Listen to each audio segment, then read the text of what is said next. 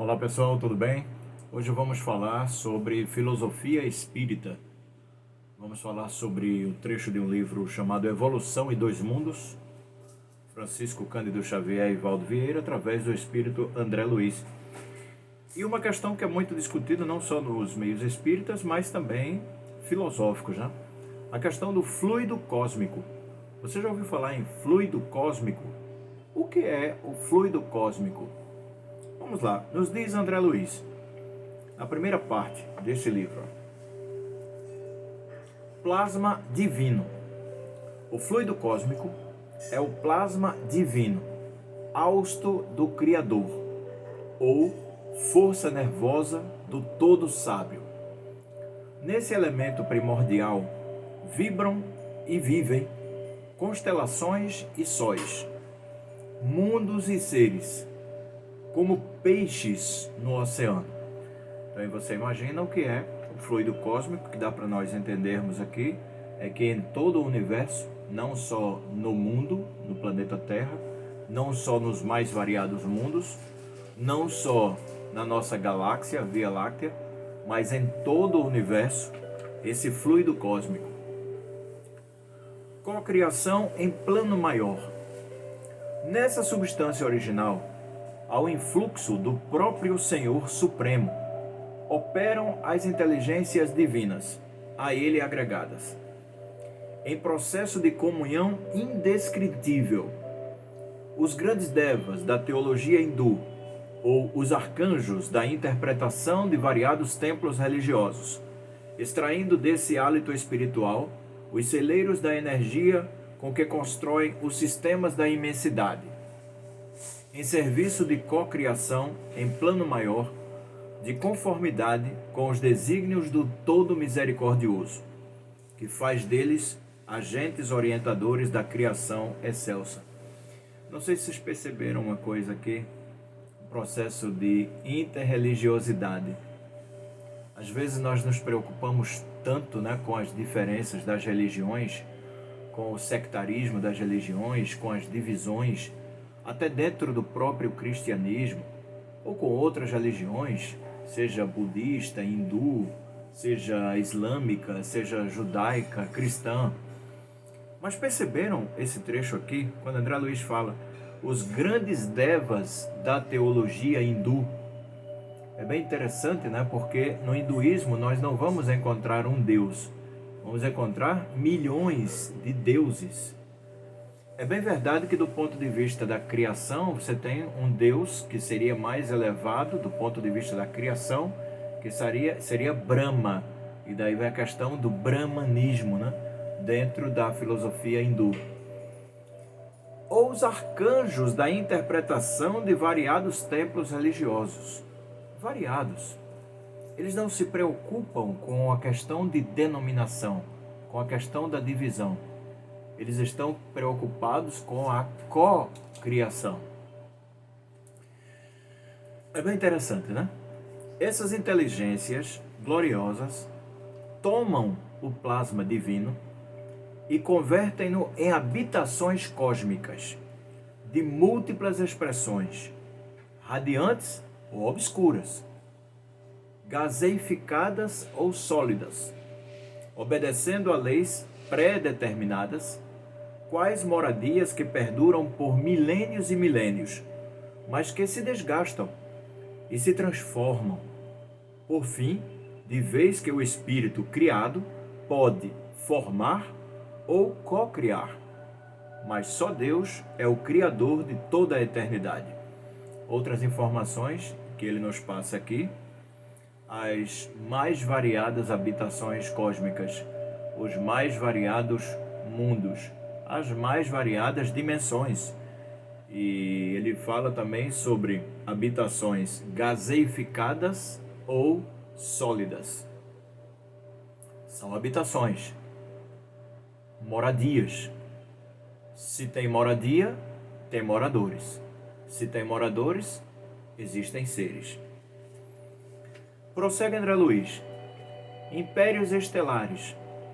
Devido à atuação desses arquitetos maiores, surgem nas galáxias as organizações estelares, como vastos continentes do universo em evolução, e as nebulosas intragalácticas como imensos domínios do universo, encerrando a evolução em estado potencial, todas gravitando ao redor de pontos atrativos com admirável uniformidade coordenadora.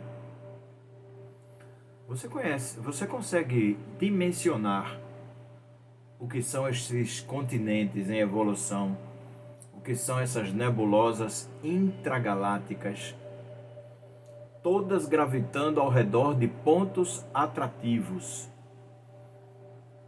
É aí, no seio dessas formações assombrosas, que se estruturam interrelacionados a matéria, o espaço e o tempo, a se renovarem constantes, oferecendo campos gigantescos ao progresso do espírito.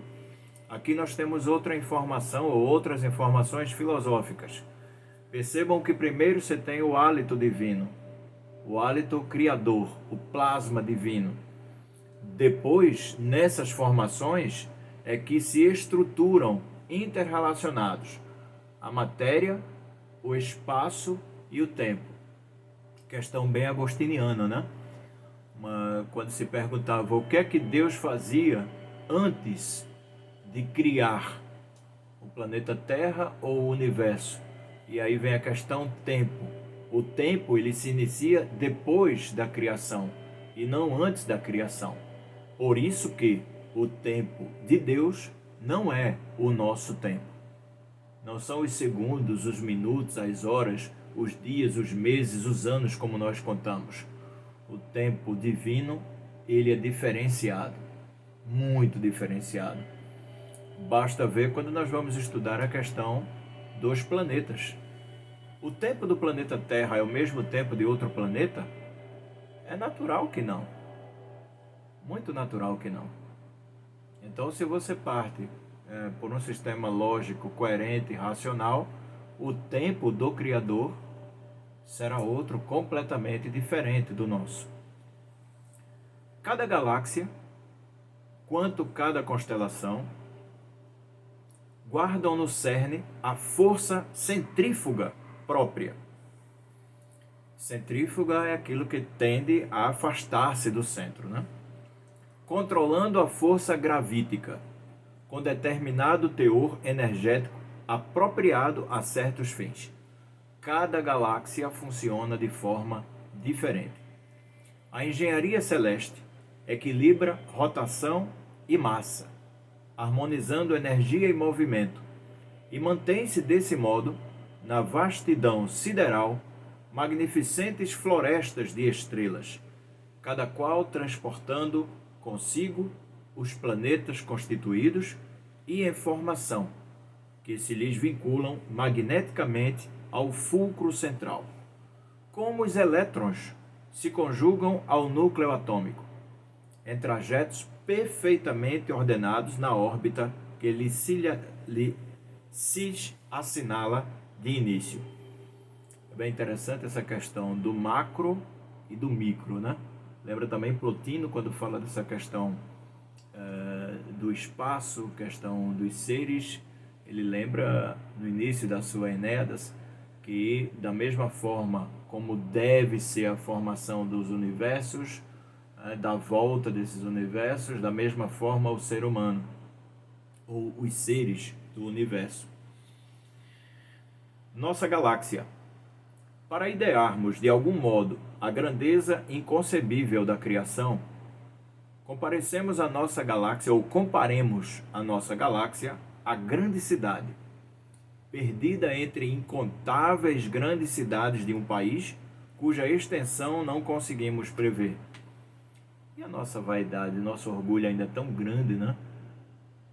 Que acreditamos que o homem da Terra é que domina todo o universo, não domina nem o seu próprio planeta, aliás, nem consegue dominar sua própria vida. O homem da Terra ele não consegue ainda dominar a si mesmo. Não falo nem dominar, se conhecer a si mesmo. Tomando o Sol e os mundos, nossos vizinhos, como apartamentos de nosso edifício, reconheceremos que, em derredor, repontam outros edifícios em todas as direções. Acessando instrumentos de longo alcance da nossa sala de estudo, perceberemos que nossa casa não é a mais humilde, mas que inúmeras outras lhe superam as expressões de magnitude e beleza. Quando nós vamos estudar Kardec, nós vamos perceber um dos conceitos de Kardec, da espiritualidade amiga, é a divisão dos mundos, das categorias de mundo. Existem 5 categorias de mundos: mundos primitivos, mundos de provas e expiações, que são um deles é a Terra, mundo de regeneração, mundos ditosos, mundos celestes. Então, como diz André Luiz, o nosso mundo está longe de ser um mundo perfeito. Não sei se vocês refletiram um pouco e lembraram a Sócrates e Platão na questão do mundo sensível, mundo inteligível, né? Mundo inteligível, um mundo bom, um mundo belo, um mundo verdadeiro. O mundo sensível, o mundo imperfeito.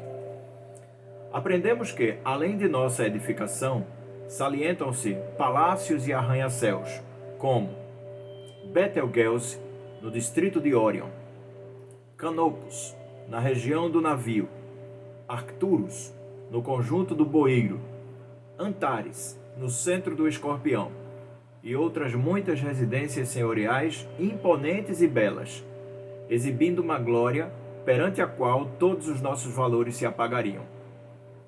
Por processos ópticos, verificamos que a nossa cidade, quer dizer, a Via Láctea, apresenta uma forma espiralada e que a onda de rádio, avançando com a velocidade da luz, gasta 1000 séculos terrenos para percorrer-lhe o diâmetro.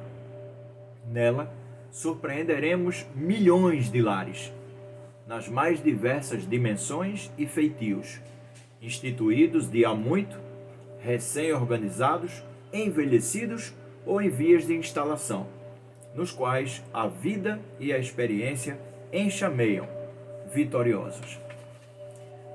Nós vamos dar uma parada nesse vídeo, nessa questão aqui, mas mais adiante nós continuaremos ainda nesse primeiro capítulo, falando sobre o fluido cósmico.